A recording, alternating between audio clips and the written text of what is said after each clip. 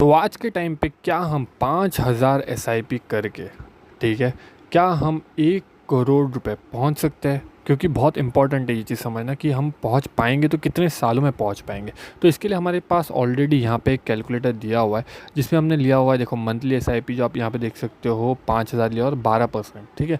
अब हम इस पर क्या करेंगे, पहले तो 20 साल देख लेते हैं। 20 साल में हम 46 लाख हो रहे हैं, ठीक है।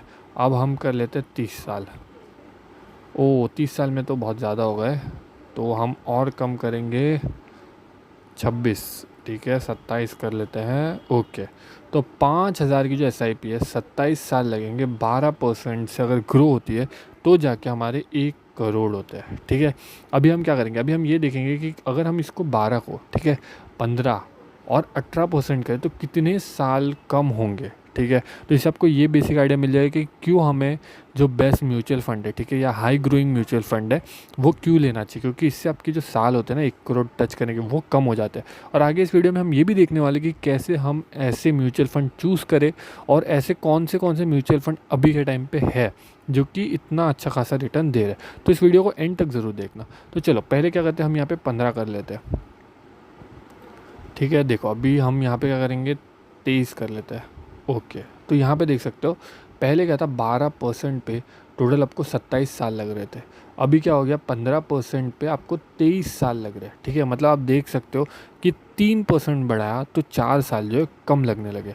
अब हम करेंगे इसको 18, ठीक है। तो मेरे को लगता है 21 साल के आसपास लगेंगे, नहीं 21 से भी कम लगेंगे, ओके, नहीं 21 लेना ही पड़ेगा, ठीक है।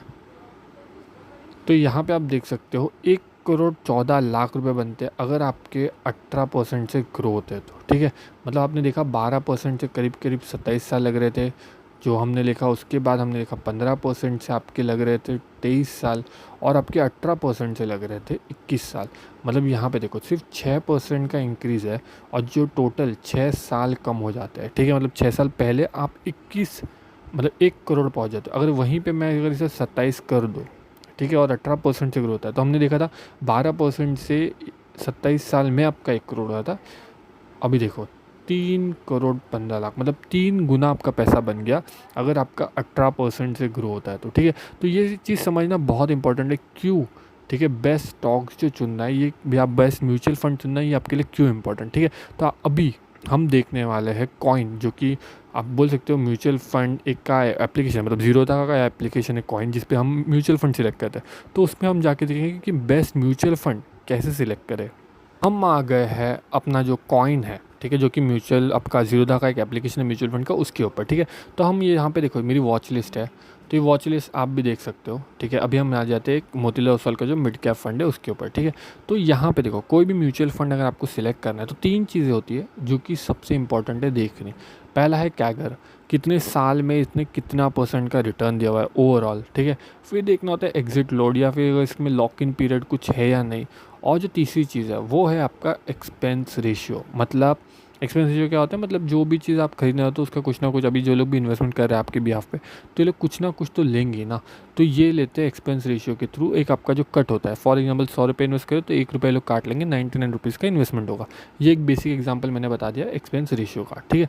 तो इससे आपको आइडिया मिल गई होगी कि कैसे आपको अगर बेस्ट म्यूचुअल फंड अगर सिलेक्ट करें तो आप सिलेक्ट कर सकते हो अभी, ठीक है। मैंने कुछ म्यूचुअल फंड यहाँ पे आप देख सकते हो जो कि मैंने निकाले हुए हैं, ठीक है। ये मैंने किस बेसिस पे निकाले हुए, इनका जो रिटर्न है ओवरऑल पिछले 5 साल का, उस बेसिस पे निकाले हुए हैं, ठीक है।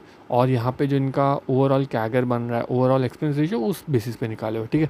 तो आप खुद भी अपना एनालिसिस खुद कर सकते हो। ये वो म्यूचुअल फंड है जिसमें मैं इन्वेस्ट कर रहा हूँ, ठीक है। तो यहाँ पे आप भी अपना एनालिसिस करके, आप अगर कोई आपके और म्यूचुअल फंड है, ठीक है, तो वो आप इस वीडियो के कमेंट सेक्शन में हमें बता सकते हो। भी हमने थोड़े टाइम पहले समझा कि जैसे हम 1 करोड़ रुपए, ठीक है, कैसे हम 12 या 15 या 18% से रीच कर सकते हैं। बट वहीं पे, ठीक है, 2 ऐसी चीज़ें हैं जो अगर आप करोगे, ठीक है, एवरी ईयर, तो ये जितने साल आपको लगने वाले हैं उससे भी कम साल लगेंगे। और वो 2 चीज़ें क्या है, पहला तो है आपका टॉपअप एसआईपी।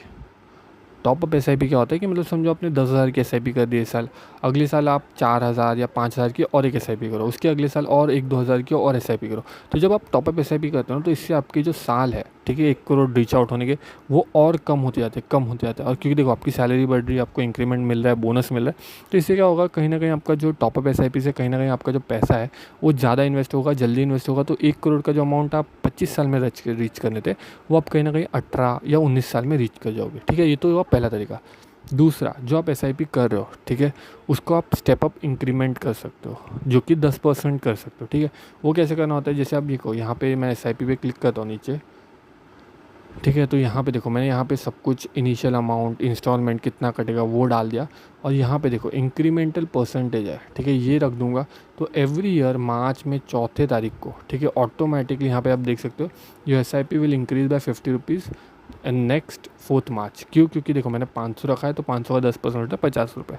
तो इसी तरह आप 5000 रख सकते हो और उसका 10% मतलब 500 रुपये और इंक्रीज़ होगा।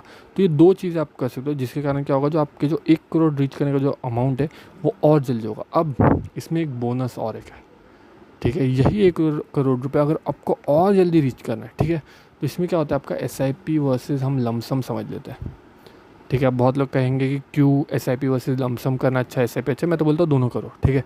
SIP अपना चालू रखते रहो, बट कभी कभी अगर आपके पास लमसम अमाउंट आ जाती है थोड़ी बहुत, तो उसको आप वही म्यूचुअल फंड में डायरेक्ट इन्वेस्ट कर दो। क्यों? क्योंकि देखो वही चीज़ है, ये बोनस स्टेप है, ठीक है। जितने साल आपको और लगेंगे वो और साल कम होते जाएंगे। जितना जल्दी आप इन्वेस्ट करोगे ना, उतना ज़्यादा आपका बेनिफिट है, और जितना ज़्यादा करोगे जितना जल्दी, उससे डबल बेनिफिट है, ठीक है। तो ये तीनों चीज़ अगर आप प्रॉपरली करते हो एवरी ईयर, तो कहीं ना कहीं आप फाइनेंशियली फ्री बहुत जल्दी हो जाओगे। तो कॉमन 2 मिस्टेक, ठीक है, लोग SIP के टाइम पे करते हैं, ठीक है। वैसे तो मिस्टेक बहुत सारी करते हैं, बट ये कॉमन 2 तो करते करते। पहली कि जब बियर मार्केट है, मतलब जब मार्केट गिर रहा है, तो अपनी SIPs रोक देते हैं, ठीक है।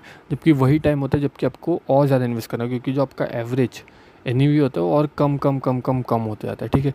तो वो आपका ही बेनिफिट होता है अगर आपका जो एवरेज NAV है वो कम होता है तो, ठीक है। बट यही उसी टाइम पे लोग रोक देते हैं, जिसके कारण क्या होता है, उनका लॉस हो जाता है, ठीक है।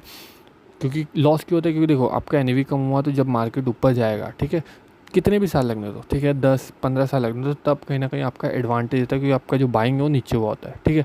अब जो दूसरी, ठीक है, जो दूसरी गलती, जो मतलब ऐसा बोल सकते हो आप बहुत कॉमन है या बहुत लोग करते हैं, वो है चूजिंग लो रिटर्न फंड, ठीक है, लो रिटर्न फंड्स। जैसे हमने अभी बात की कैगर की, तो बहुत लोग ऐसे कैगर वाले चूज़ करते हैं जहाँ पे 13-14% रिटर्न मिलता है। तो जैसे हमने देखा 12% पे आपको 27 साल लग रहे थे, 15% पे आपको 23 साल लग रहे थे, ठीक है। तो जितना बेटर आप फंड चूज़ करोगे, उतना ही ज़्यादा आपके लिए बेनिफिट है। एक और चीज़ इम्पॉर्टेंट है, वो है आपकी इमरजेंसी फ़ंड, ठीक है। तो SIP चालू करने से पहले आपका एक इमरजेंसी फ़ंड अलग से होना चाहिए। क्यों होना चाहिए? क्योंकि देखो कहीं ना कहीं आपने SIP कर दी, और जब भी समझो आगे जाके आपको फ्यूचर में कुछ भी एक प्रॉब्लम आती है, तो आपको SIP खाली नहीं करनी, ठीक है।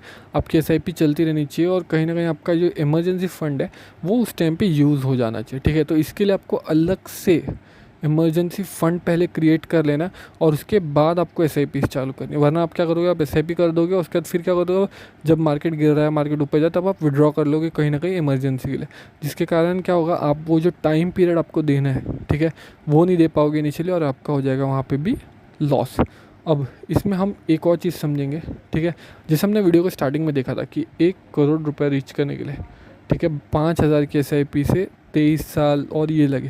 अब वहीं पे 10 करोड़ अगर हमें रीच करना है, 10 करोड़, तो हमें कितना टाइम लगेगा, ठीक है। और यहाँ पे हम क्या करने वाले, हम लेंगे 10,000 रुपये, ठीक है। 10,000 के हम मंथली SIP करते हैं, तो हमें कितना टाइम लगेगा। तो चलो हम अभी उस कैलकुलेटर की तरफ चलते हैं। तो यहाँ पे हम उस कैलकुलेटर की तरफ आ गए, ठीक है। अभी हम यहाँ पे क्या करेंगे, यहाँ पे हम अभी 10,000 डाल देते हैं, ठीक है। और यहाँ पे हम ले लेंगे सबसे पहले तो 12%, ठीक है। तो यहाँ पे हम देख सकते हो 30 साल ले लेते हैं, 40 ले लेते हैं, 41 ले लेते हैं। हाँ देखो, करीब करीब 10,000 में 41 ईयर्स लगेंगे।